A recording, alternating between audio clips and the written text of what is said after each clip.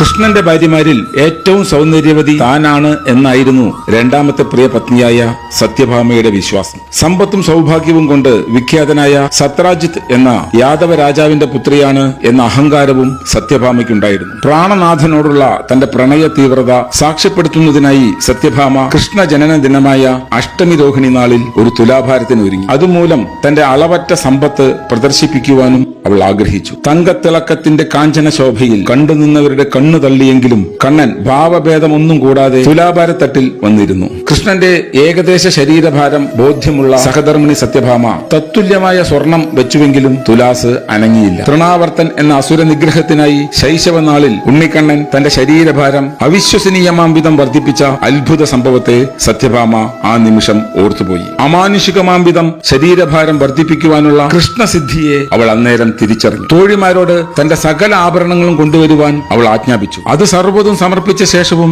തുലാസ് അനങ്ങിയതേയില്ല. കൃഷ്ണന്റെ പ്രഥമ പത്നി രുക്മിണിയെ എന്നും അസൂയാവഹമായാണ് വീക്ഷിച്ചിരുന്നതെങ്കിലും ആ നിമിഷം അവൾ രുക്മിണിയെ തീവ്ര ദുഃഖത്തോടെ തിരിഞ്ഞു നോക്കി. മാധവ മാനസം തിരിച്ചറിഞ്ഞ രുക്മിണി 3 തുളസീദളമെടുത്ത് തുലാഭാരത്തട്ടിൽ സ്വയം സമർപ്പിച്ചു. ഉടനെ ശ്രീകൃഷ്ണൻ ഉപവിഷ്ടനായിരുന്ന തുലാഭാരത്തട്ട് മന്ദസ്മിതനായി ഉയർത്തിക്കൊണ്ട് സത്യഭാമയ്ക്ക് സംഭവിച്ച ലജ്ജാവഹമായ നാണക്കേടിൽ നിന്നും അവളെ പരിരക്ഷിച്ചു.